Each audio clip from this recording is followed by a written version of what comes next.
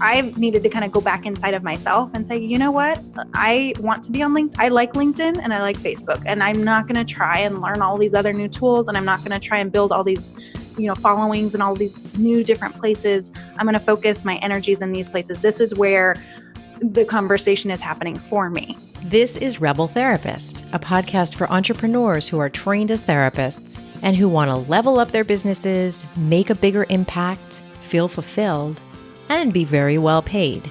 I'm your host, Annie Schusler. Sarah Argenal is on a mission to eradicate the burnout epidemic that's crushing working parents. She offers programs to individuals and organizations to integrate mental and emotional support for parents in the workplace. She walks parents through a 4-step framework to craft a life. So I see a theme here that I want you to pay close attention to as you're listening. Sarah's 4-part framework is something that she has created and nurtured, and it's something she's becoming known for.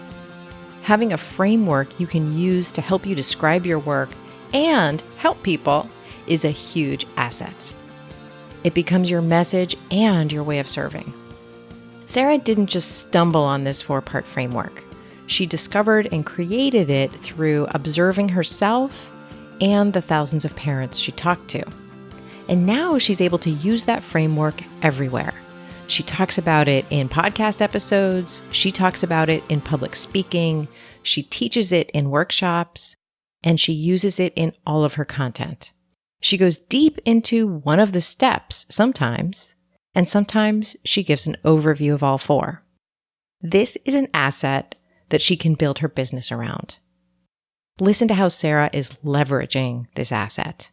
Something like this can't be rushed, but the time and energy you put into creating it is well invested. My business has doubled since I discovered and began to nurture my Rebel Therapist brand. It's what I'm becoming known for. When I think about the individual rebels I work with, I see that they hit that hockey stick on the growth chart when they get clear on their message and what they want to be known for, and they go all in. And again, you cannot rush that process. Sarah shares a lot of gems in this interview, but if you remember one thing, remember what she has to say about finding the work and the message she wants to be known for.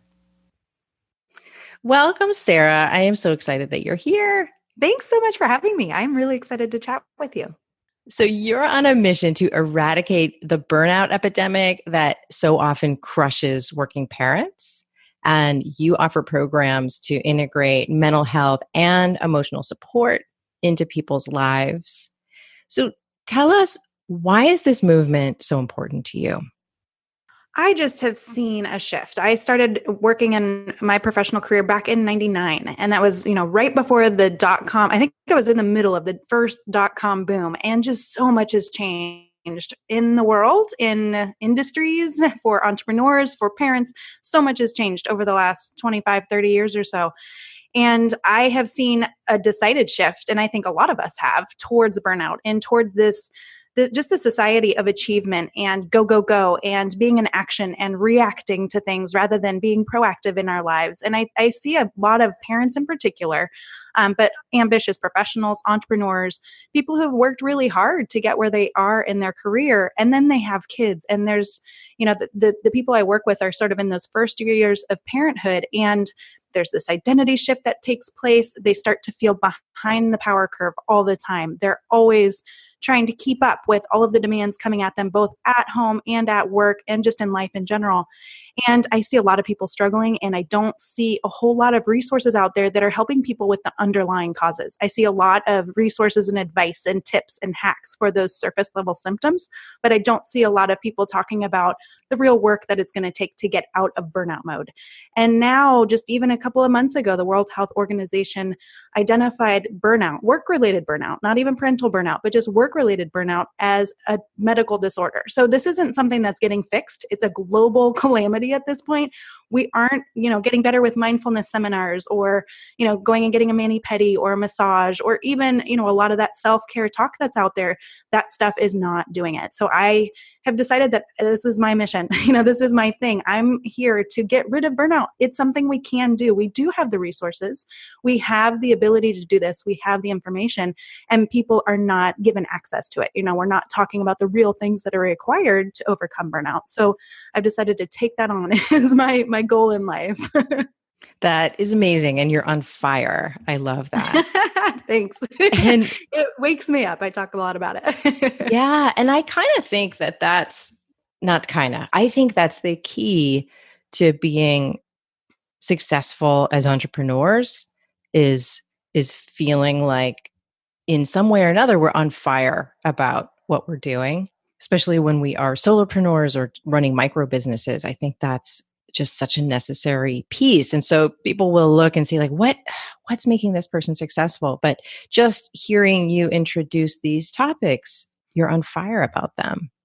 Yeah, it's something that lights me up. And I'll be honest, I'd say 6 months ago, I was like, I don't even know if I want to do this. I was burned out. Like, it's not something that I've been on fire about for the 4 years that I've been working on this specifically.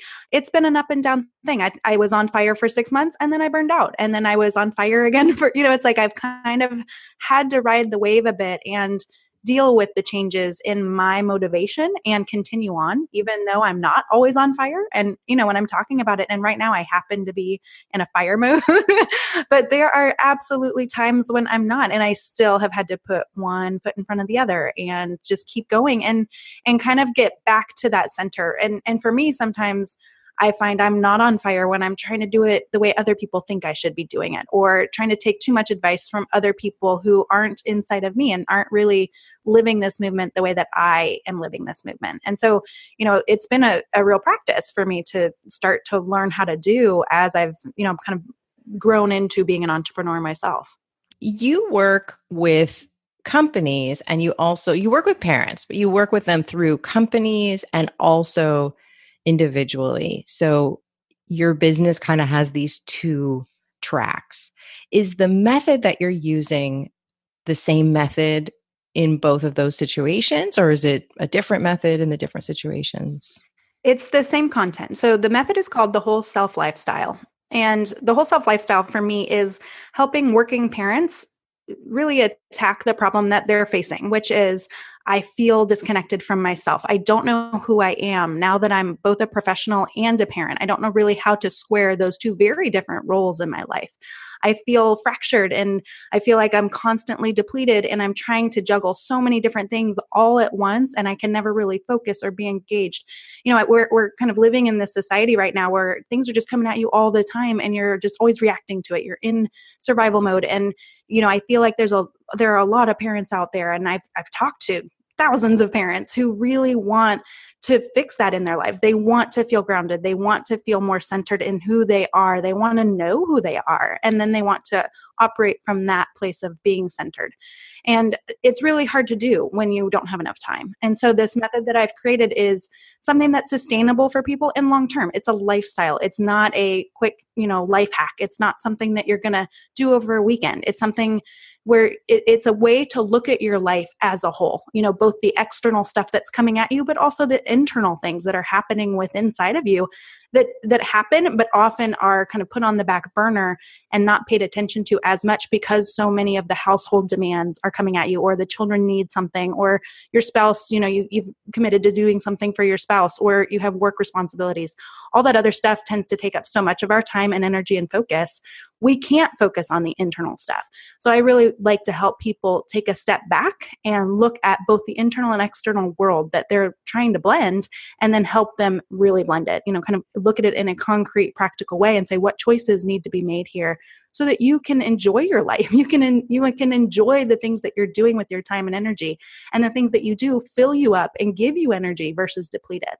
So that is the method. And it's a 4-step process that I go through with people, and I go through it with people both individually and as a couple. And I do that one-on-one with them privately, and we can go really, really deep and look at all of these different systems that they've got going on all at once.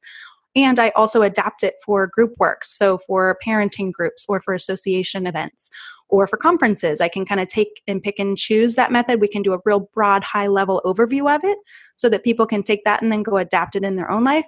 or I can kind of go a bit deeper in a workshop or something with a company, or do a training program for somebody. So I take the same content and I kind of expand it and contract it depending on who the audience is, how much time we have, what their needs are going into the process. I really try to customize which aspect of it I highlight or which part we dive into even more, depending on what their needs are and what they're looking for at that point. Oh, that's amazing. So it's one framework, but it's got so much potential to expand or to be looked at as kind of an overview that it becomes really flexible. But it also seems like then it has become something that you can be known for, that Yeah. you're talking in a certain way. You're talking about one thing. It's a broad enough thing that you can do a lot of deep work around it, but you're not like, now I'll talk about this, now I'll talk about that, and get, I think that can be kind of a trap for people who have a lot of skills. Is it's hard to choose something to be known for, but Yeah. you've got a message.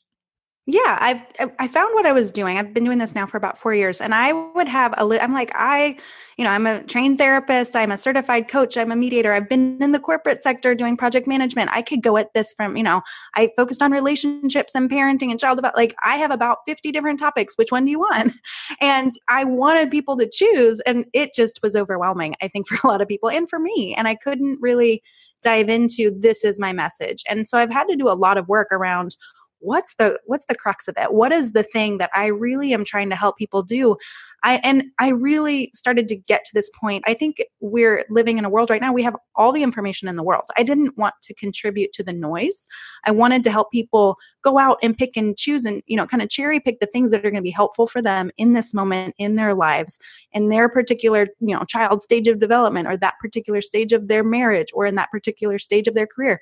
And it became impossible for me to even say, I talk about marriage, or I talk about child development, because every person shows up to me, and it could depend on the day, really. A working parent has so many different considerations, and the thing that's stressing them out or that they're struggling with changes from moment to moment often.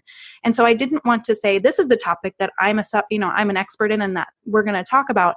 I wanted them to come to me and say, this is my world. I don't know how to manage it. Where do I begin? And we can, kind of take a top down approach versus, here's the topic I'm going to give you information about. Instead, this is a framework. You get to be the one to choose what information you need. And that's part of the framework, but it's step 3. We don't even get to the research and the looking for solutions or anything until step 3. We go through 2 other very clarifying steps before we even get there. So it really did shift my process and my approach a whole lot. I'm betting that people get a feeling of relief even in just knowing that you're going to take them through a process, that, that is so comforting to know that you've done this enough times, that you've seen enough patterns, that you've helped enough people, that you have a process to take them through. Do you find that? Yes, absolutely. It shifts the focus again from, I'm going to teach you something, or I'm going to give you information, which I think people are overloaded by information already. They already have all this advice coming at them, or, you can go online and find 50 million things that you could do right now to, lessen your stress, or to improve your relationship, or whatever, to manage your time. All of that stuff is out there. And so what I wanted to do is, help people find a way to filter through all of that stuff and help them really tap into who they are, to use that as their filter versus, hey, if you're trying to save some time, this should be your filter. I don't want to give that to people. I want to help them empower themselves to create the filter on their own. And by doing it, by really understanding themselves, really coming up with a sense of self-awareness, because I feel like that's the other piece that working parents in particular are really missing, is this true understanding of who they are.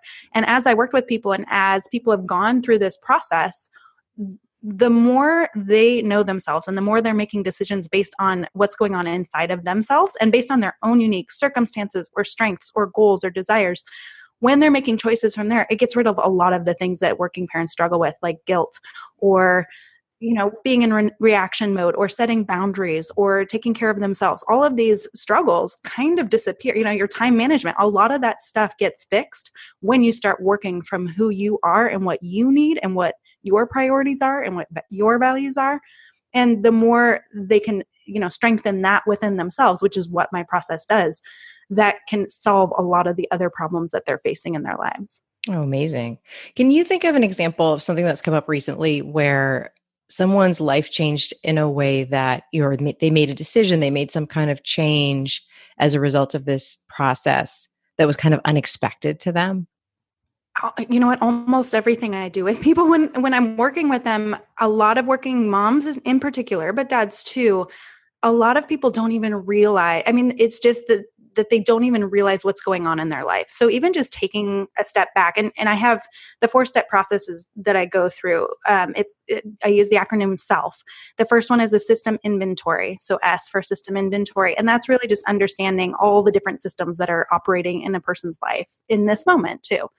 And that changes from time to time. So people can kind of go through this process as many times as they need to. But even just doing that first step, just understanding, kind of taking a moment to step back from your life and go, whoa, okay, I've got this volunteer commitment over here. I've got these job demands. I've got this project at work that's, incredibly busy right now. But then I've taken on these play dates over here, and I'm trying to get my younger kid to, soccer practice and swimming. And then this one over here to gymnastics.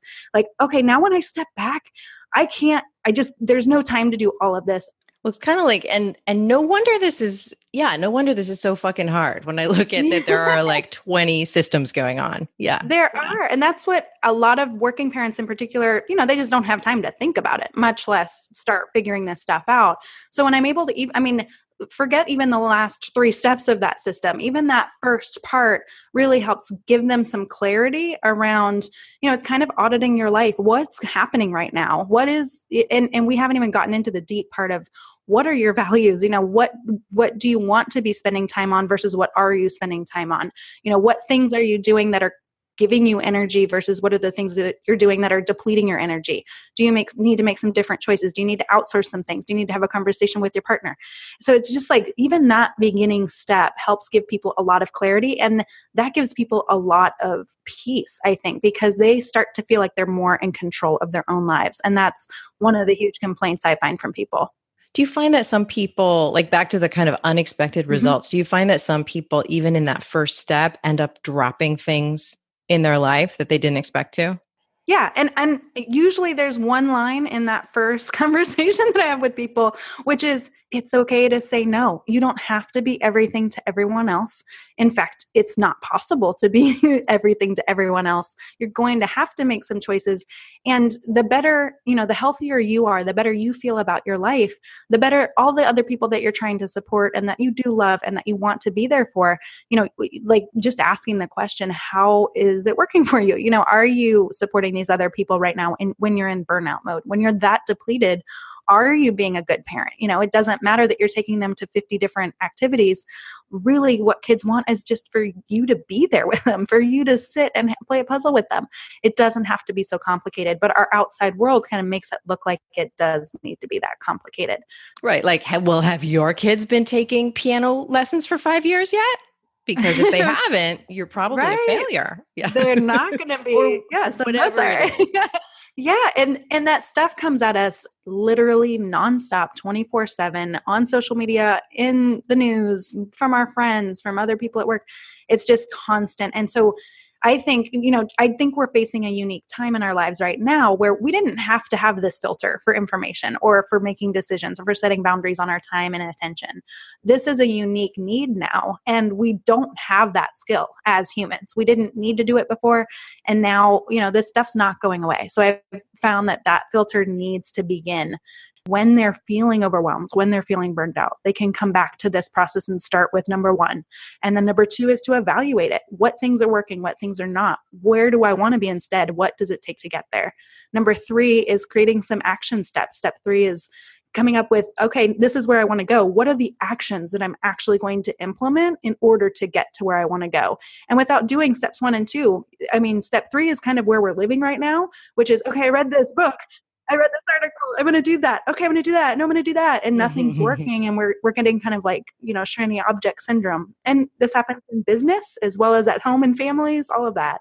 So I wanted to give people some direction and say, it's okay to consume. I think it's great that we have all of this information at our fingertips anytime we need it, but we've got to get into this mode of more targeted research and more targeted consumption versus just give it to me, all of it right now. Fire And hose. yeah, this kind of just in case learning versus just in time learning. And then number 4 is it's familiarize is the last step. That is now try it, do it, go, that's where the rubber hits the road. A lot of, people take this stuff in and it just is information. It's just entertainment. It's not something that they're doing with any of it. And that I think piles on to that feeling of, inadequacy and failure, and I'm not doing this right, because they've got all of these ideas and all of these ideals out there that other people are doing, and they're not doing any of it because there's so much of it. And so they don't ever really find out like, oh, I tried that one. That's not for me. I can let that one go. I tried that one. It really works for me. Now I want to integrate this into my life as a habit. And that means I have to let go of this other thing over here or whatever. They really get to finally take these pieces of information that's just kind of floating out there and integrate it into their real life right now and see how it works for them, and discard the ones that don't work and let go of it forever. Figure out what really does work for you and make that a part of your life so that it sticks. It's not something that you just read in an article last week. It's And then something you're on that to the now next. is a part of, integrate this stuff, really take control of how the information is coming into your life and how you're utilizing it so that it works for you and it doesn't just bombard you.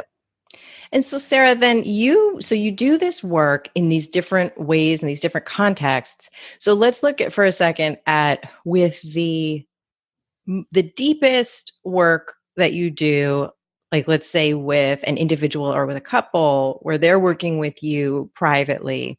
How long is that? How do you structure that service, and how long does it typically go on?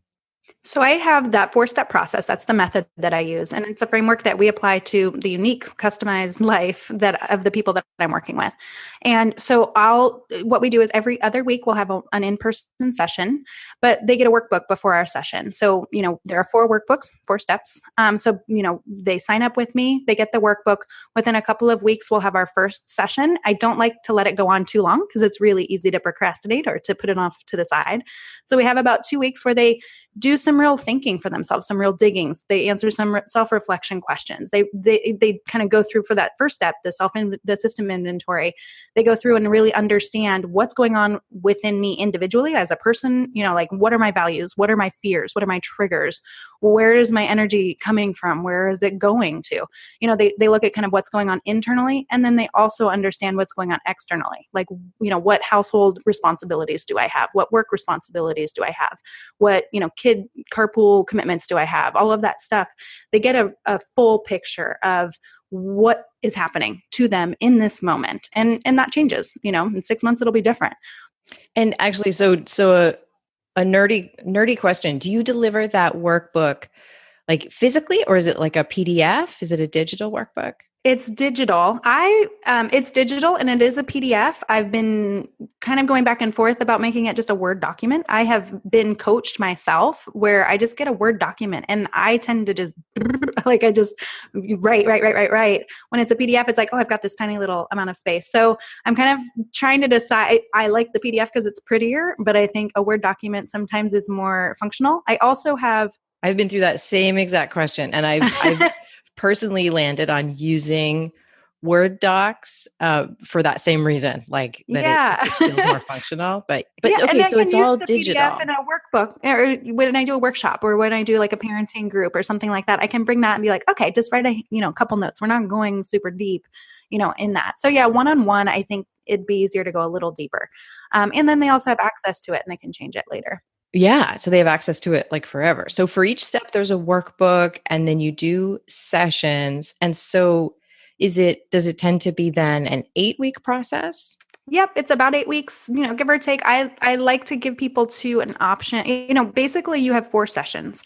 I give people about 2 to 3 months to get those 4 sessions in, with roughly a 1, maybe 2 week, the second to third step is a bit more, it seems like there could be a little bit more work where they're either analyzing things and they're, having trouble with that. So they have constant contact with me either through email or through Voxer, where they can leave voice messages with me in between. So, kind of depending on how they're doing, like, okay, yeah, I'm getting this, or no, I'm really struggling. We can chit chat kind of between. If it's something that requires a bigger conversation, I'll do maybe like a 15-minute, random kind of one-off session with people just to get them on track. Like my goal, and over the 4 years that I've been doing this, I haven't wanted to just kind of be like, here's your stuff, good luck. I wanted to give them the support in the moment when they needed it so that they don't get stuck for a week before our session. And, then they show up and say, yeah, well, I got stuck. I want them to continue moving. That's an amazing thing about the Voxer tool. And so when let's say you're working with a family or an individual, a couple or an individual, how much time I guess this is a two-part question.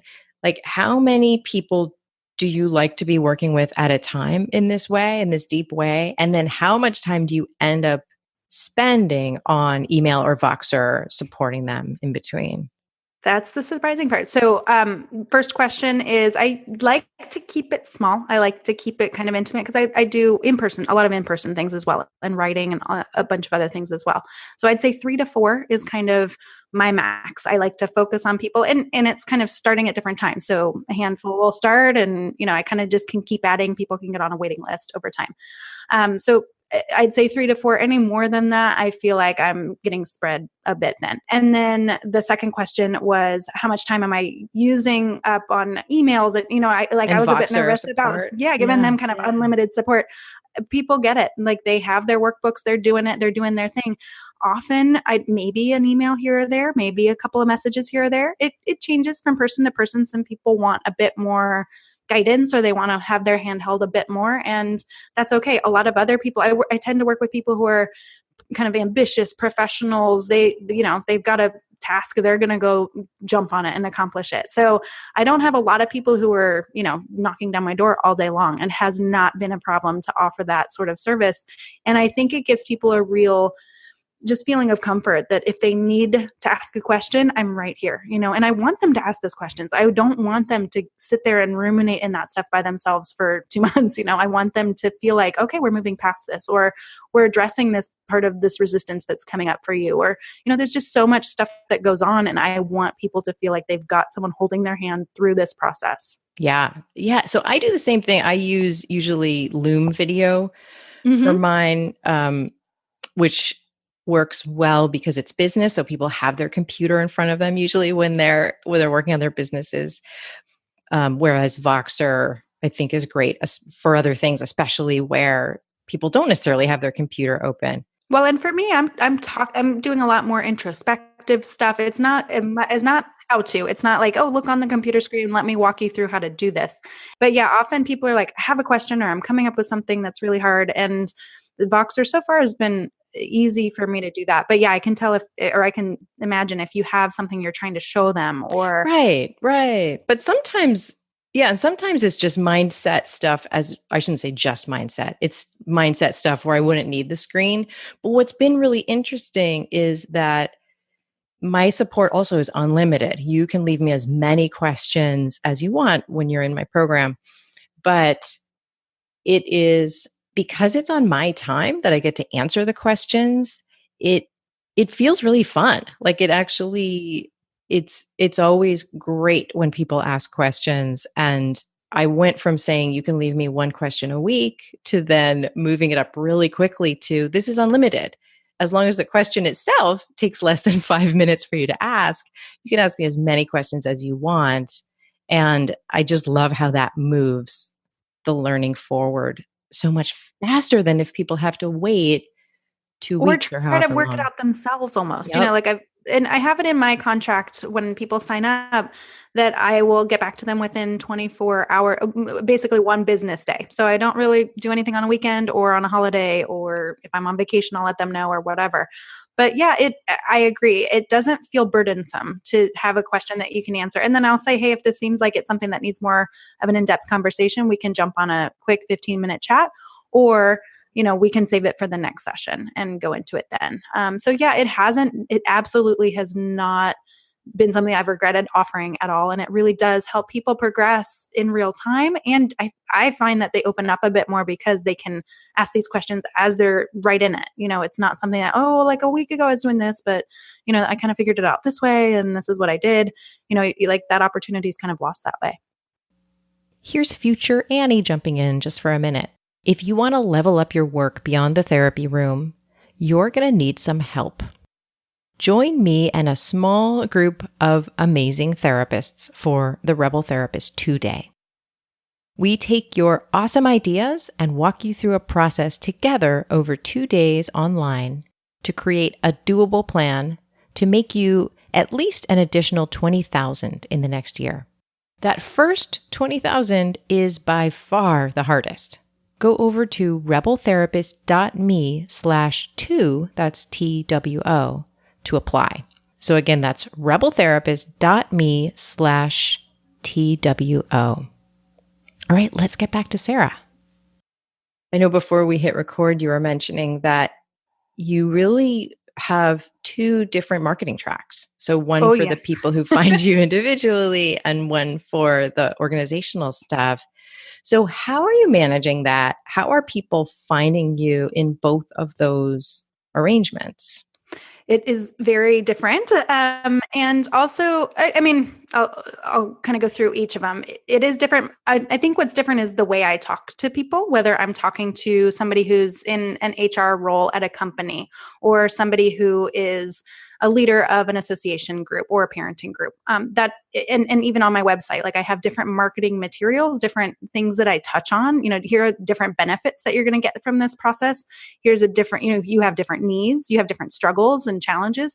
I had to kind of go through for groups and companies, like here's what's going on for you, and here's how this program can respond to that. And individuals, it's much different. I can do a lot more. And I'll say just specifically. So for individuals, I started off my business doing virtual work with individuals because it was the easiest thing to get started. And secondly, I had a baby at home and I was pregnant as well. So it was just in terms of the logistics of my life, I wanted it to be virtual. I wanted it to be something I could do at night or something I could do on a weekend or, kind of in a lunch hour or something like that. So I have a Facebook page. I have a Facebook page. I had a group at the time. I closed that down because I didn't want to spend a bunch of energy trying to get people to communicate in a group. Yeah. And I found that there were a lot of parenting groups already out there that people were getting that need met from. So Facebook kind of started, it was my first sort of social media. I was a part of a lot of different parenting groups and women entrepreneur groups, which really kind of started feeding, I guess, my funnel, if you wanted to call it that. But also I started a podcast about 2.5 years ago, and I find a lot of listeners find me through that. I've also been a guest on a lot of other people's podcasts, and a lot of people find me that way. I have an email list, so I have a whole library at this point, but over the course of the 4 years, I've had a lot of different sort of opt-ins. So I had a quiz at one point. I shut that down a little while ago.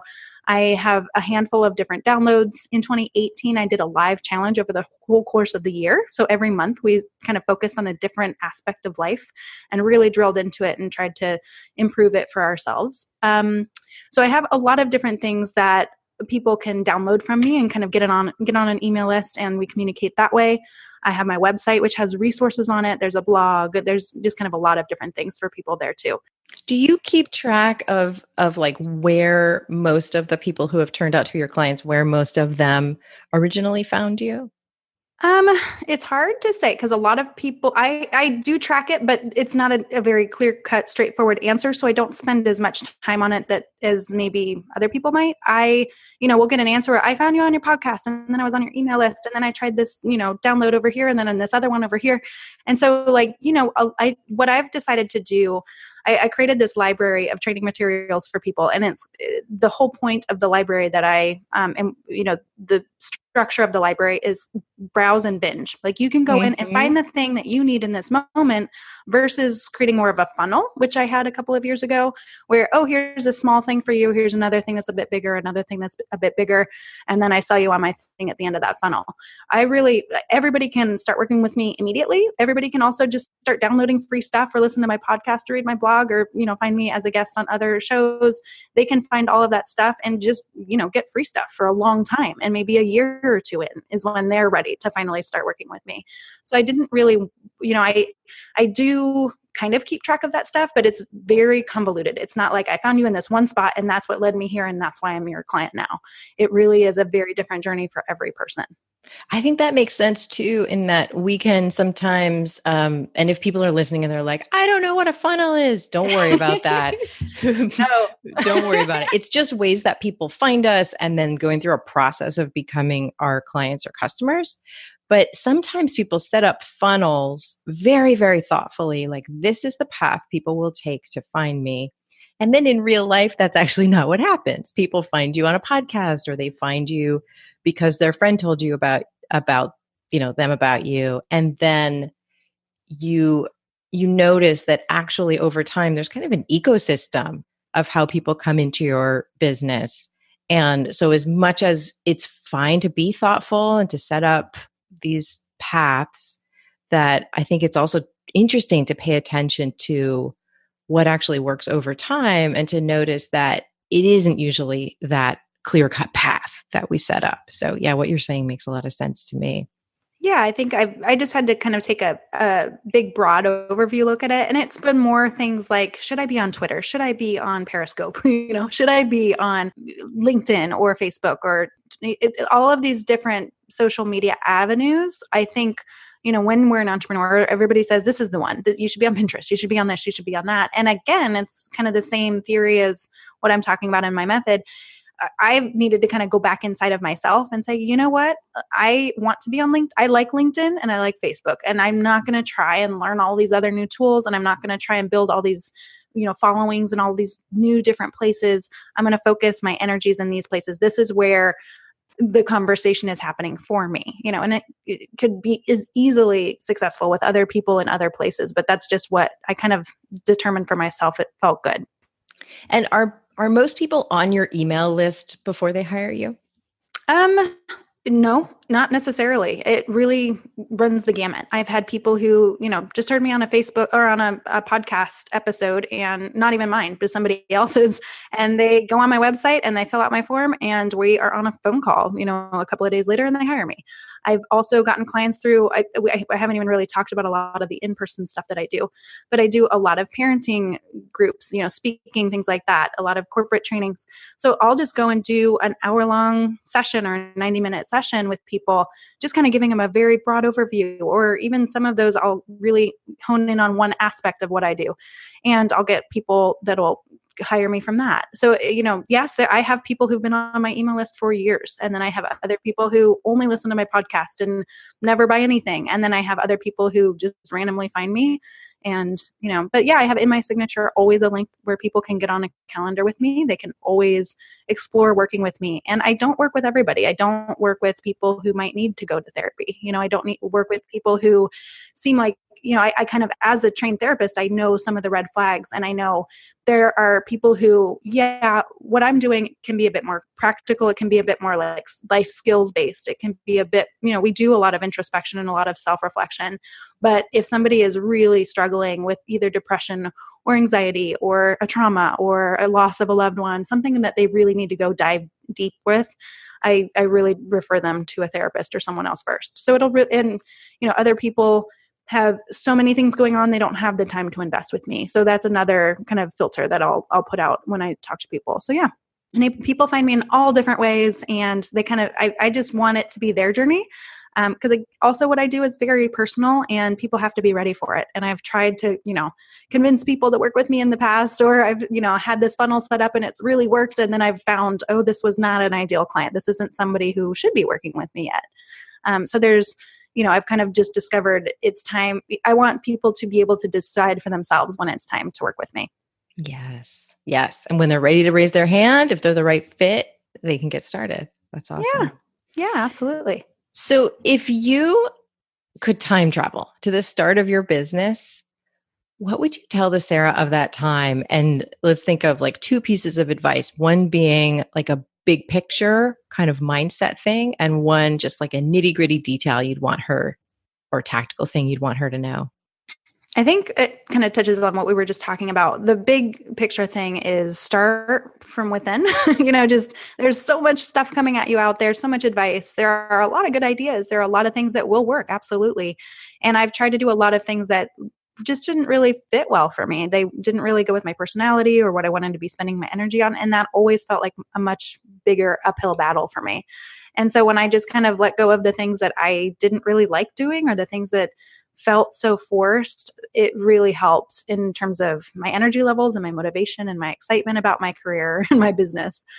So I think that's kind of the big one is start with yourself, ask some of these same questions, like who am I? What do I love? What do I want? Where am I coming from? What are my values? What do I want to be spending my time on? What gives me energy? All of those kinds of questions can be really good guiding lights for then going, okay, so that means I'm going to be doing live video, or that means I want to go start a podcast, or that means I want to go do a lot more in-person networking.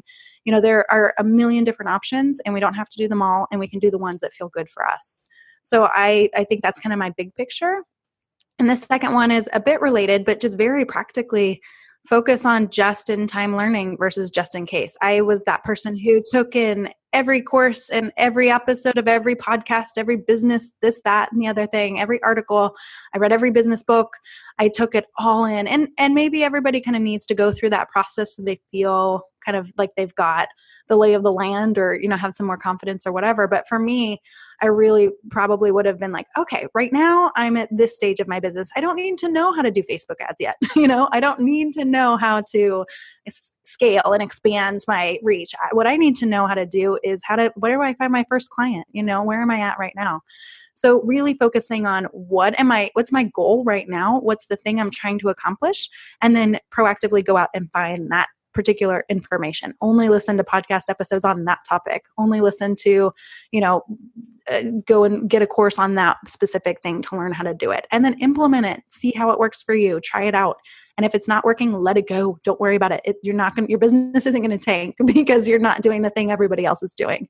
Everything's different for everyone out there. And there are a lot of people out there selling things and want you to do their thing, and then we'll tell you this is the thing you need to be doing. And it's not true. There are a million different ways to skin this cat. You can do it the way that feels good for you. Amen. I love that. Yeah, I'm a huge fan of just-in-time learning, and that's part of why it's interesting. There's similarities to our programs, even though I know they're on really different topics. That's why I have people not go through in the Rebel Mastermind. You don't go through a huge curriculum. You learn things when it's time to learn them. And what sometimes happens is that you find out you don't have to learn, like you just said, Facebook ads, let's say. You don't have to learn a particular thing, or you don't have to learn it now. And so it can actually get in the way of getting things done that are truly important. Like, I'm going to wait, I'm going to learn these 12 things, then I'll get started. I'm like, no, we're going to get started. For a year before you do anything. Yeah. And it can be fun and it can feel productive to take in all this information and to learn and to research. And probably for a lot of therapists out there who might be listening right now, I love to learn. I'm a self-growth, junkie. And it was a lot of fun for me to be like, ooh, how can I, what else can I do to make my business better? But I was never actually making my business better. I was just coming up with options and ideas. So a very tactical, concrete thing I did was I used Trello at the time. Now I use a program called Notion. Yes, to really kind of manage. Notion. I love it. But I kind of manage a lot of my projects and everything there. And I just had a little card that was like, I called it a parking lot. I just put my ideas there. I put links I found or came across as I was doing other research or learning other things. That, I really want to learn about Facebook ads. I'm going to just put this here for when I'm ready for it. And it helps me not feel like I was missing out or that I would never, learn that, but it just wasn't for now. It's for later. And that kind of just helped keep me on track and not get too sidetracked. Thank you so much, Sarah. This has been such a helpful conversation. Thank you for walking us through your business. Thank you. It's been so much fun chatting with you. Learn more about Sarah Argenal at www.argenalinstitute.com and listen to her podcast, the Working Parent Resource Podcast. Both of those will be in the show notes. The next step to get help from me with your awesome, amazing idea is to head over to rebeltherapist.me/2, that's TWO, and apply for the 2-day. All right. Thank you so much for listening. I will see you next week.